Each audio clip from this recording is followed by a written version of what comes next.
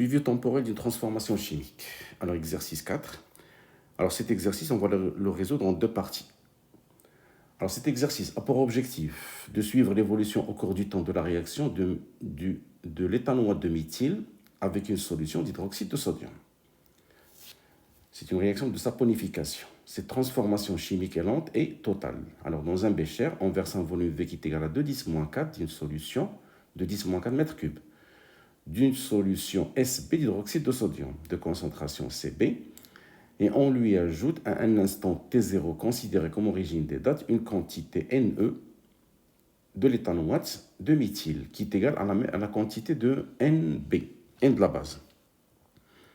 C'est-à-dire qu'on a préparé un mélange équimolaire.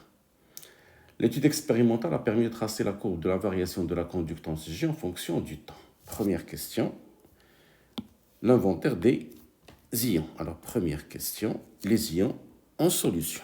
Alors, les ions en solution, d'après l'équation de la réaction, on a HO-, on a aussi HCO2-, et enfin Na+. Na+, c'est un ion spectateur, et les autres ions sont des ions actifs. HO- c'est un réactif, HCO2- c'est un produit. Deuxième question, dresser le tableau descriptif d'avancement de cette réaction. Alors, on a un tableau d'avancement, bien sûr.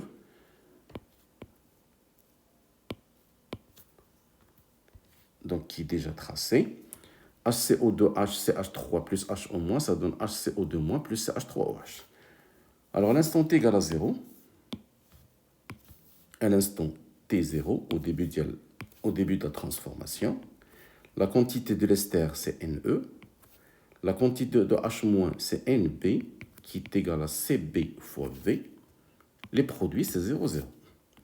À un instant T, c'est NE moins X, CB fois V moins X, Z, X et X.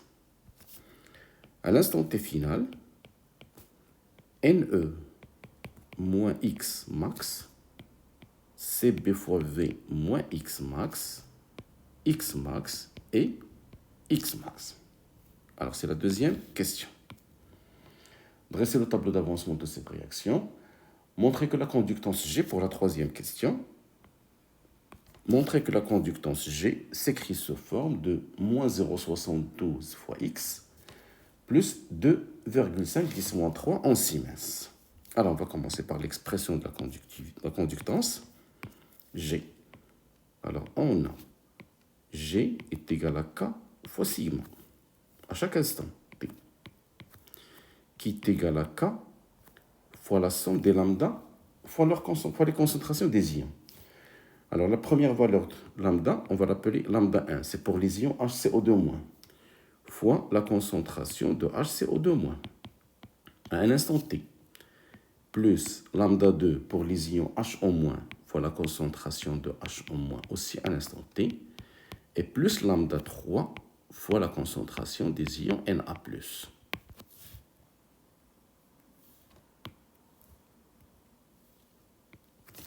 Alors, on va remplacer les concentrations en fonction de leur expression à partir du tableau d'avancement.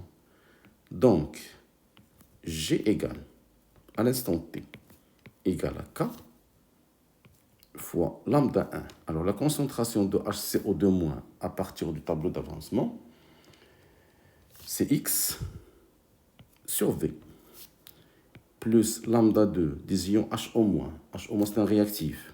Donc, c'est CB fois V moins X sur V, plus lambda 3, les ions Na+, sont des ions spectateurs, donc ils vont garder la même concentration CB. Alors, si je développe cette expression, on aura G qui est égal à K fois CB facteur 2 lambda 2 plus lambda 3 plus X facteur X fois K sur V facteur de lambda 1. Alors, facteur de lambda 1 moins lambda 2. Alors, si je remplace les valeurs numériques, G égale. Alors K, c'est 10 moins 2. La concentration CB, c'est 10 moins 2 moles par litre, d'après les données. 10 moins 2 moles par litre, il faut la convertir en mètres cubes. Donc il faut la multiplier par 10 puissance 3. Donc c'est 10. Lambda 2 plus lambda 3. Lambda 2, c'est pour H au moins, c'est 19,9, 10 moins 3. Lambda 3, c'est 5,01. Le tout fois 10 moins 3. Alors, plus x, K, c'est 10 moins 2. Le volume de la solution en mètres cubes, c'est 2, 10 moins 4. Alors, lambda 1, c'est 5,46. Moins lambda 2, 19,9. Le tout fois 10 moins 3. Alors, G égale. Alors, si on calcule cette partie, la première partie, alors toute cette partie, ça va donner 25, 10 moins 4. Et toute cette partie va donner moins 0,72. Donc, G égale, à chaque instant t,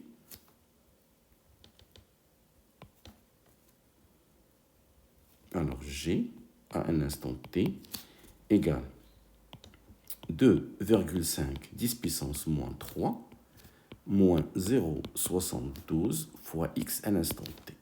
Et c'est en Siemens.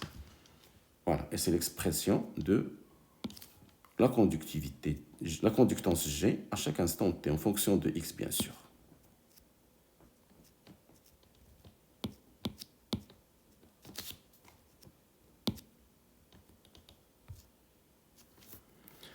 Alors, question suivante, question 4.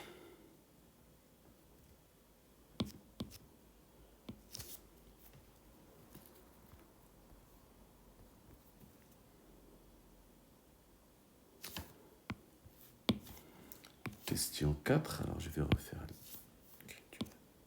Donc, voilà. Donc la réponse qu'on a trouvée, c'est G en fonction du temps. Alors, question 4. Alors, la question 4, on cherche l'expression de la vitesse. Alors, montrer que la vitesse s'écrit sous cette forme, la forme donnée en exercice. La forme, c'est moins 6,93, 10 puissance 3, d2g sur dt. Alors, on sait que la vitesse v égale à quoi? On sait que v égale la vitesse volumique 1 sur le volume de la solution fois la dérivée de x sur dt. Alors, il faut remplacer cette dérivée, il faut remplacer la dérivée de x en dérivée de g sur dt. Donc, il faut utiliser cette expression. Alors, on a g égale, on a g égale 2,5 10 moins 3 moins 0,72 fois x. Donc, si je dérive le g, d de g sur dt égale